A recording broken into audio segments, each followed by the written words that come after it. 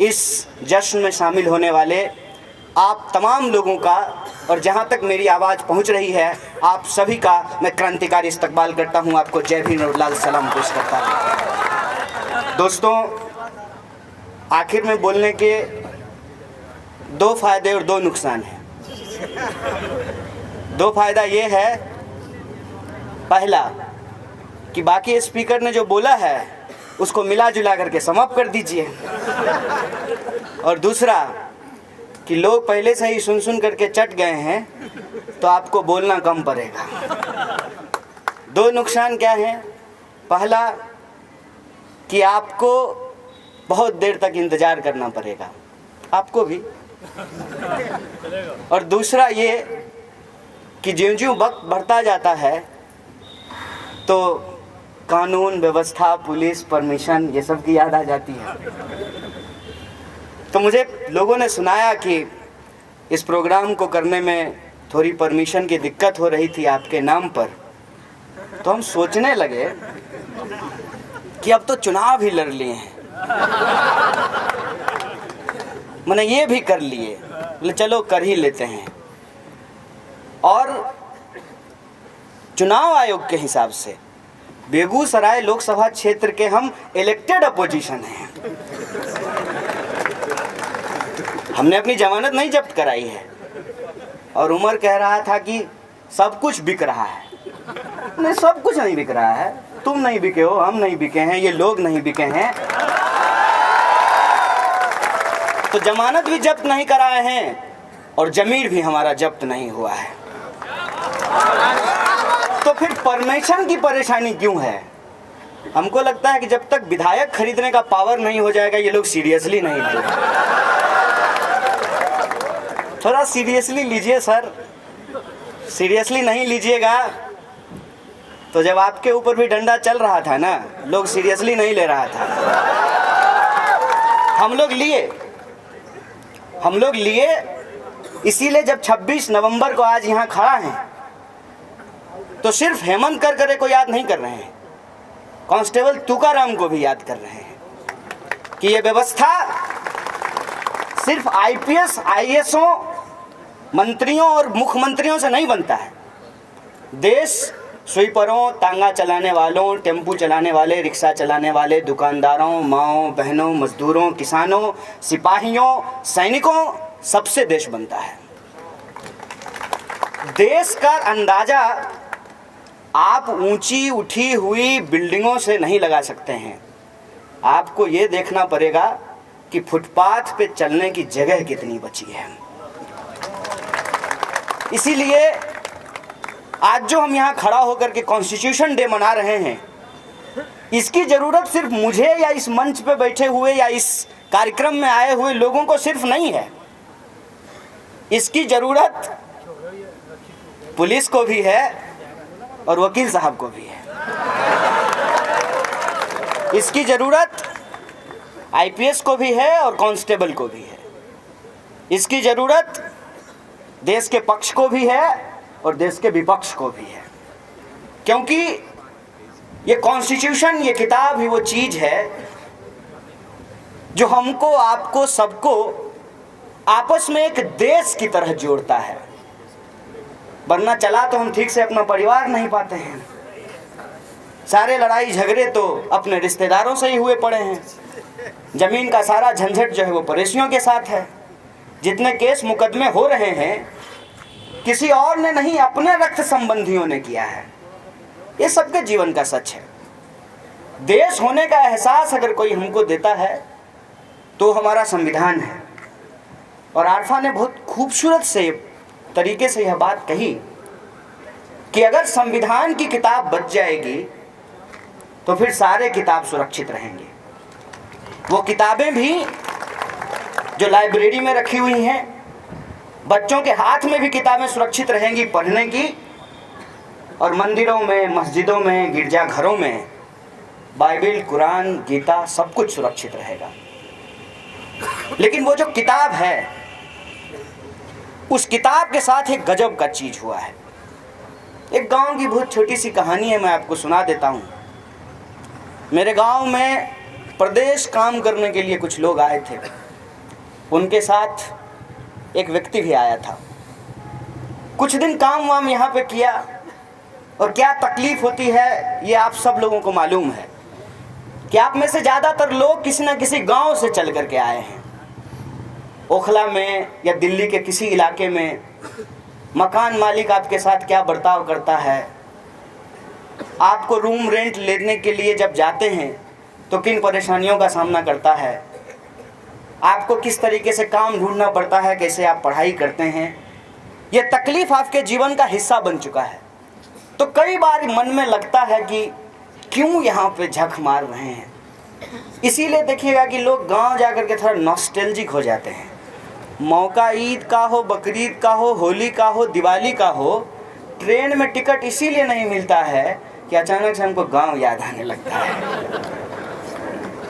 तो वो जब गांव लौट करके आए तो उन्होंने सोचा कि यहीं पे कुछ करेंगे, रोजी रोजगार करते हुए, अपना पेट परिवार चलाते हुए ही हम मंदिर मस्जिद भी कर पाते हैं, अपना धर्म भी मानते हैं।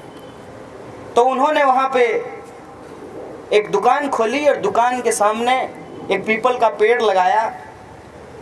पीपल का पेड़ लगा करके वहाँ पे उन्होंने जल डालना शुरू किया। धीरे धीरे वहाँ पे एक छोटी सी मंदिर बनाई गई। वो गली बहुत मामूली सा था। अचानक से सरकार ने एक नीति लाई और कहा कि इधर से एक्सप्रेसवे गुजरेगा। अब एक्सप्रेसवे गुजरने की बात सुनते ही ज़मीन की कीमत अचानक से बढ़ने लगी। जैसे ओखला में जो ही मेट्रो घुसा कि आप देखे होंगे प्रॉपर्टी डीलर के दुकान के बाहर का जो रेट लिस्ट है वो बदल गया होगा।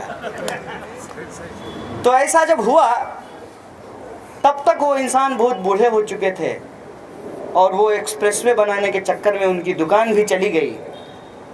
लेकिन ज़मीन तो थी, पीपल का पेड़ भी था, भगवान जी भी थे। तो बहुत अच्छा मौका था कि इसको जो है कब्जा किया जाए। और जो लोग उस इंसान के दुकान खोले जाने का विरोध कर रहे थे वो ये बोल करके उस मंदिर में अपना हक स्थापित किए कि देखो इस जगह की पहचान तो जो है उस अमुक व्यक्ति ने ही की थी। तो मंदिर तो बने, पुजारी कोई भी हो, लेकिन द्वार का नाम उस व्यक्ति के नाम पे होना चाहिए। और लोग बहुत खुश हो गए। मुश्किल ये नहीं है कि हम संविधान खतरे में हैं ये बात बोल रहे हैं, ठीक बात है, खतरे में है तो बोलेंगे लोग। मुश्किल ये है कि जब हम ये बोलते हैं तो किसी को सच क्यों नहीं लगता है। सच इसलिए नहीं लगता है कि जिनके भरोसे था संविधान, वो मंदिर, वो भगवान, उन्होंने भी तो उस दुकान की परवाह नहीं की। और जब दुकान ही है तो कोई भी पैसा दे करके खरीद सकता है और बेच सकता है।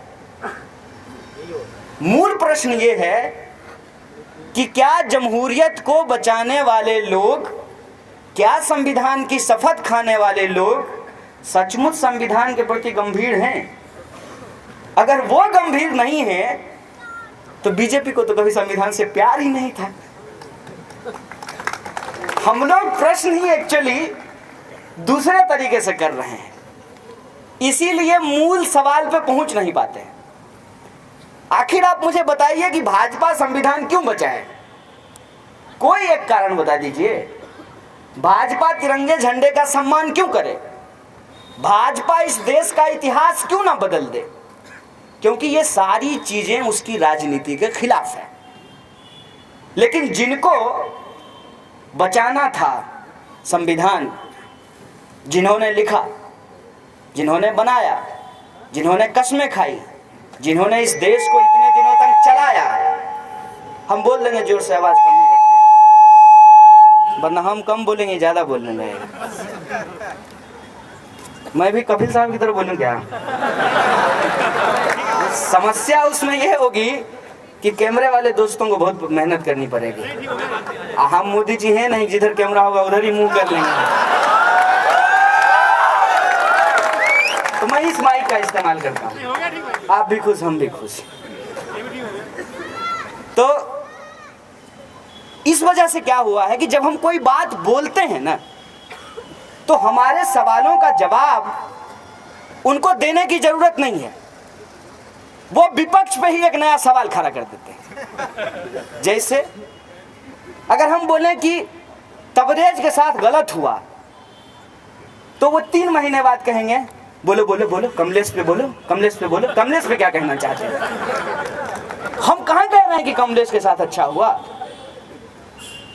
अब जैसे उन्होंने एक बड़ा अच्छा उदाहरण दिया हमारे सामने, आरफा जी ने कहा कि सरिया का प्रोग्राम है, अब इस प्रोग्राम का जो है वीडियो अपलोड होगा, अब लोग उसको देखेंगे, कहेंगे देखा तुम गद्दार हिंदू हो, तुम एक बार भी जो है राम जी का नाम लिए, लोग यहाँ आकर के इंशाअल्लाह इंशाअल्लाह कह रहे थे। इस प्रश्न को समझिए। वैसे अगर माने जलसे की तरह आए हैं, थोड़ा सुनेंगे, हंसेंगे, हंसाएंगे और चले जाएंगे, तब तो कोई बात नहीं है। और सारे स्पीकर ने, लगभग सारे स्पीकर ने, मुझे लगा कि आपको समझाने की कोशिश कर रहे हैं। मैं दावे से कहता हूँ इनसे ज्यादा समझदार कोई है ही नहीं। और उमर कह रहा था कि आपको गुस्सा होना चाहिए। मुझे गुस्से से ज्यादा बुद्धिमान चीज ही आज तक कोई नहीं दिखा है।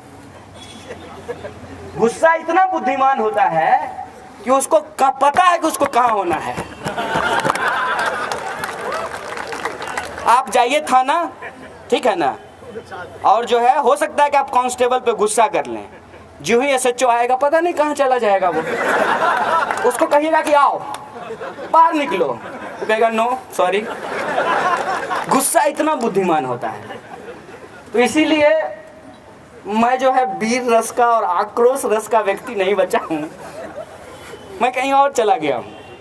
मुझे प्यार, मोहब्बत, प्रेम, ये सारी चीज़ें ही अच्छी लगती हैं, क्योंकि मुझे ये समझ में आ रहा है कि गुस्से में तो लोग ऑलरेडी हैं, बहुत गुस्सा है। माने सिग्नल पे आप रुक जाइए और सिग्नल पे जो ही 5, 4 हॉर्न देना शुरू कर देगा। भाई 0 तो हो जाने दे, ग्रीन तो होने दे। मेट्रो पे आप रोज चढ़ते हैं, बोलिए आपको एफर्ट करना पड़ता है घुसने के लिए, खड़े हो जाइए घुसा देगा। उतरने के लिए एफर्ट करना पड़ता है। बहुत गुस्सा है, वायलेंस की भी कोई कमी नहीं है। मेरे कुछ दोस्त जेएनयू के पढ़े हुए, जेएनयू में पढ़ाई होती है, इतना आश्चर्य से मत देखिए। अभी आपके इस इलाके के जो डीसीपी हैं वो जेएनयू से ही पढ़े हुए हैं, जेएनयू से पढ़ के आए हैं। मैं बड़ी एक इंटरेस्टिंग बात आपको बताता हूँ। इसको मैं इसलिए बोल रहा हूँ कि कभी कहा जाता है, जैसा आरफा जी ने भी कहा आपको, कि हिंदू खतरे में है और मुसलमान खतरे में है। मोहम्मद रफ़ी साहब काली जी का भजन गाने का रियाज कर रहे थे, तब उनकी मौत हुई थी। और जो राम जी को लेकर के सबसे मशहूर गाना है, राम जी की निकली सवारी, राम जी की लीला है न्यारी, वो गाना मोहम्मद रफ़ी के द्वारा गाया गया है। मन तरपत हरि दर्शन को आज, वो गाना एक मुसलमान ने लिखा, एक मुसलमान ने गाया और एक मुसलमान ने उसका म्यूजिक दिया है। वो बजता हिंदुओं के मंदिर में है। जय हिंद का जो नारा है, आरफा जी को गाली देने के लिए वो लोग नीचे लिखते होंगे जय हिंद। जय हिंद का नारा एक मुसलमान का दिया हुआ नारा है। पूर्ण आजादी की मांग करने वाला पहला व्यक्ति मौलाना हसरत मोहानी थे। देश के पहले शिक्षा मंत्री मौलाना अबुल कलाम आजाद थे। ये बात मैं क्यों बोल रहा हूँ? यह बात मैं इसलिए बोल रहा हूँ कि ये बात सबको बोलने और समझने की ज़रूरत है। वो समझ भी रहे हैं, बोलने की ज़रूरत है। मुझे आपकी समझदारी पे बिल्कुल शक नहीं है। कई बार मैं समझता हूँ कि आपके जो जीवन के अनुभव हैं वो मेरे अनुभव के सामने बहुत बड़ा है, लेकिन उसको बोलने की ज़रूरत है। इतना बड़ा पुलवामा अटैक का मामला है, उसका नाम चेक किए हैं? किस धर्म के लोग उसमें नहीं हैं? सभी धर्म के लोग हैं, सभी जाति के लोग हैं, सभी इलाके के लोग हैं। यही तो भारत है। और इस भारत को अगर कोई आपस में जोड़ता है तो हमारा देश का संविधान है। उस संविधान में जो लिखे हुए अल्फाज हैं, जो शब्द हैं, जो मूल्य हैं, जिस पे डॉक्टर साहब सवाल खड़ा कर रहे थे, वो सवाल जायज हैं, लेकिन उन सवालों को लेकर दुख और तकलीफ मनाने से कुछ नहीं होगा। कभी ना कभी ये स्थिति आएगी, कभी ना कभी ये वक्त आएगा कि उस पर नया सवाल खड़ा करना पड़ेगा। रोज नया प्रश्न आपके सामने खड़ा हो जाएगा। उन सवालों को समझना बहुत जरूरी है। मैं आज टीवी देख रहा था, बीजेपी का एक स्पोक्स पर्सन उसको शिवसेना को पलटू राम बोल रहा था। मुझे इतनी हंसी आई, मैं इतना हंस रहा था, तो एक दोस्त आया, बोला कि क्या हो गया, इतना क्यों हंस रहे हो? हम बोले क्या करें, इतना लाजवाब नेता और उसका प्रवक्ता सब है कि हंसी रुकती ही नहीं है। उसको पलटू राम बोल रहा था। खुद ही जो है पूरे देश में वो क्या करके आए हैं चुनाव के बाद। और मुझे पूरी आशंका है कि महाराष्ट्र में कर्नाटका होने जा रहा है, तो देख लीजिएगा, इसकी आशंका है मुझे। तो वोट तो मान लीजिए किसी व्यक्ति को दे देंगे, किसी एक पार्टी को दे देंगे, तब भी समस्या का समाधान तो नहीं हो रहा है। तो मेरी बारात तुम्हारी बारात, सवाल यह है कि दूल्हा कौन? चुनाव तो आएगा, चुनाव तो होगा, और ये सारी लड़ाइयां जो हैं, जिसको आप साल भर, 3 साल, 4 साल एकजुट करने का प्रयास करते हैं, वो अचानक से चुनाव के वक्त बिखर जाता है। मेरा उसको लेकर के एक प्रस्ताव ये है कि हम किसी एक पार्टी की तरफ अंधे दौर में शामिल होने के बजाय वैसे इंडिविजुअल को सपोर्ट करना शुरू करें जिनके बारे में आप आश्वस्त रहें कि कुछ भी हो जाएगा, कौवा और मैना और की तरह ये विधायक नहीं उड़ेगा। ये बात मैं इसलिए कह रहा हूं कि आज आइडियोलॉजिकल इंटीग्रिटी बहुत इंपॉर्टेंट हो गया है। जैसे ही सुबह सुबह जो है ब्रश करते हुए लोगों को पता चला कि सरकार बन गई है महाराष्ट्र में, लोगों ने मुझे फोन करना शुरू किया, कहा कि आप तो जो है एनसीपी के कैंडिडेट का प्रचार किए थे, ये तो बीजेपी में शामिल हो गया। हम बोले कि इस देश में बहुत कुछ हो रहा है। कुछ लोगों ने इस पे बड़े जबरदस्त कमेंट किए। कुछ लोगों ने कहा कि अब तो बस उम्र को ही बीजेपी में से देखना बाकी है।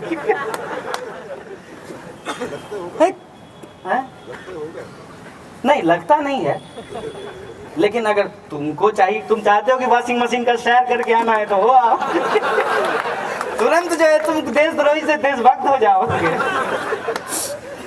तो ये जो परिस्थिति है उसमें हमको लगता है कि जिनकी प्रतिबद्धता हो, जो बिकेंगे नहीं, जिनके ईमान बिकाऊ नहीं हो, जिनके शब्द, जिनके विचार, जिनका जमीर बिकाऊ नहीं हो, ऐसे लोगों को आपको पहचान करनी पड़ेगी। द वायर के और वीडियोस देखने के लिए सब्सक्राइब करें और बेल आइकन पर क्लिक करें।